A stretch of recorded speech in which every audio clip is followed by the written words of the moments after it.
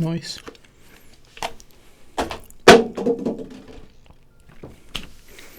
Whatever. Welcome back to Microcosm. This is a YouTube channel where I talk about anything and everything to do with music that I want to talk about. And yeah, today I'm doing another album review. This is the review of Princess Nokia's album Everything Sucks. Destiny Fosqueri, aka Princess Nokia, is a Puerto Rican American rapper who basically came to fame with her 2017 album 1992 Deluxe. Yeah, it got so much praise that year, and rightly so. But since then, she's only released one EP, and that was 2018's A Girl Cried Red, which is it was a bit of a disappointment, to be fair.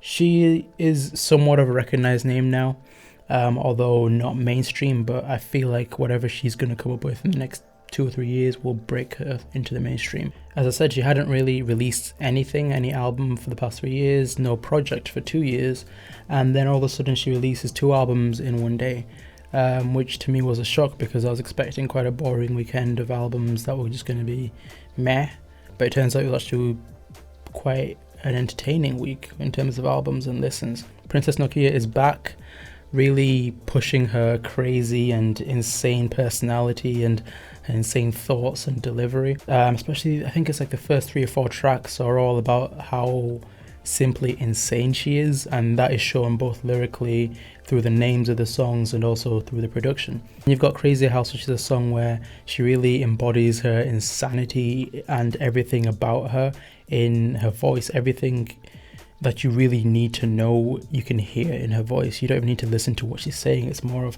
how she delivers it, because the way she delivers it is sort of reminiscent of Nicki Minaj on Monster, on Kanye's My Beautiful Dark Twisted Fantasy. You can hear the inflections and the changes in her voice and her delivery, which tell you everything you need to know, really. And even on one of the verses, she mentions, I believe it's Lorena Bobbitt, who was the woman in 1989 that after being sexually harassed and raped by her partner decided to cut off his penis whilst he slept, which he deserved, let's face it. And yeah, that was sort of to show her insanity, but not saying that, oh, it's in self-defense necessarily. It's more of her saying, I will just do it. That's just where I am in my life. Which is a great line, great use of research and knowledge, I guess. Taught me something as well. The production on this album isn't great, but it does its job of sort of catering to the needs of the topics and the themes that she's trying to raise in this, and sort of the tone that this album needs, of sort of giving this sense of insanity and her crazy mind basically trying to come through the album. I feel like this is more of a fun album than it is a conceptual one, because you've got a lot of songs here where it's just a little bit of fun, a little bit of just joking about and doing really nothing. Right?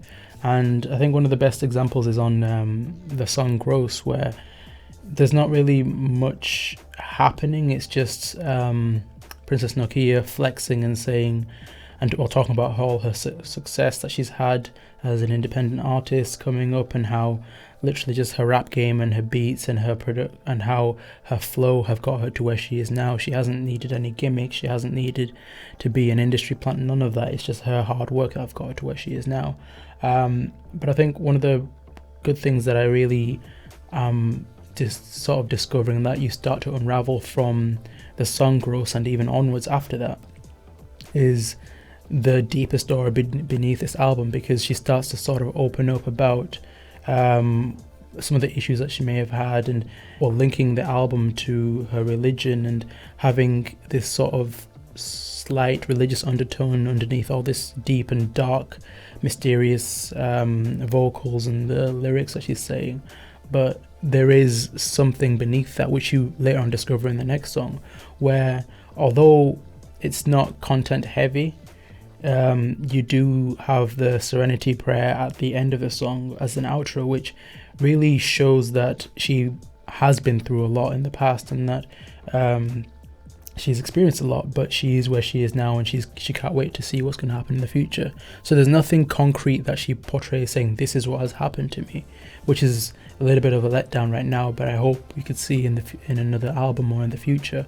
But she does sort of hint towards some hardship, some form of difficulty that she has faced, and now she's just trying to move forward with her newfound faith, or with her developed faith. Obviously, as a fun and sort of energetic and playful album, there is going to be things that aren't suited for everybody.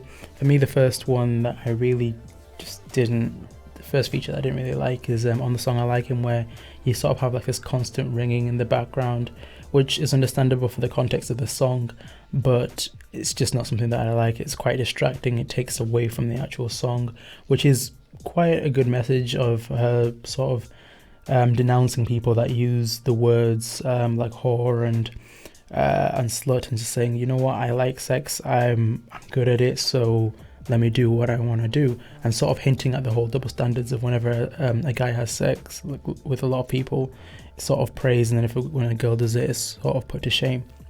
Hinting at that, but never explicitly going at the topic, which again is a bit of an issue in this, because as I said, it's just a fun thing, so there's no real in-depth discussion or in-depth dissection of whatever she wants to talk about. Everything seems to be quite surface level. Practice is a bit of a mellow and unassuming song up until the second verse, where you sort of realize that she's going hard on a pop singer or a pop icon, really, and that person is Ariana Grande, and sort of hinting at the beef that they had over Ariana essentially stealing her flow, stealing her beat when she released Seven Rings, because it is almost identical with the chorus anyway,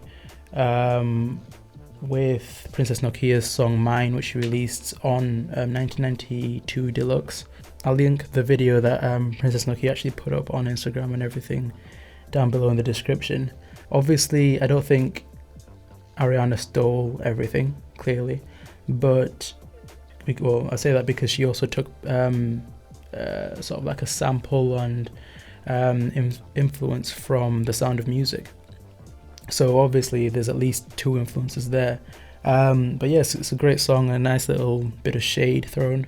And given the name of the song and also the topic and what Princess Nokia actually says in this song, I am pretty sure it's just a bit of a warm-up. She has loads more to say. So if for some reason Ariana wants to start a war, Princess Nokia is also ready. I have to admit though, I really do dislike the Balenciaga instrumental and just, I think, pretty much the entire song, because since it came out I wasn't a big fan of it. I thought it would grow on me, it didn't. And then when I first heard this album, I thought, actually, I think I'm finally liking the song. I don't. The production and Princess Nokia's voice just don't really seem to match for me. It's kind of grating, and it's just not for me. I'm not a fan of it. Yes, I like the lyrics. Yes, I like what the message is of the song, but I'm just not a fan of the song because of the production and the vocals. And even on the next song, the penultimate song, Woes, it's proof that Princess Nokia cannot sing. She doesn't have a very good singing voice. Maybe with a ton of auto-tune or changing the pitch or whatever, it could work to her benefit, to just help her out, like what 70 Shake does with her vocals. She's a good singer, but a little bit of auto-tune goes a long way in helping her sort of level up. So I feel like if Princess Nokia was to do that, then maybe she'd be sounding better vocally. But the last song on the album was a real tearjerker. I'm Just a Kid is probably one of the saddest closing songs I have heard to an album probably ever. It's so sad and depressing. It's such a heart-wrenching message, really, looking at the misfortunes, the neglect and the abuse that Princess Nokia suffered from growing up in her life, really. So It goes through all the hardships of her mother dying, her grandparents, her grandma dying, having to be adopted, the sexual abuse, the physical abuse that she endured through her life, and everything like that. So it is a real heart-wrenching story, and it is a real sad way to end the album. But it does make me feel as if the album slowly progresses as it goes on, obviously, because at the beginning it's quite shallow, there's not really any substance there, and as you get on, once you hit growth, you start to see the layers being peeled off, and then by the end of the album you sort of have this wide awakening. And I kind of hope that you have this sense of awakening throughout whatever she's going through next, whatever she's going to produce or to release next, because that is what I want to see. I want to have that substance as well as the fun songs. I want to have a good balance of fun and real deep and insightful content. But yeah, those are just my thoughts. Like, share, subscribe, hit the bell, all that schnitzel.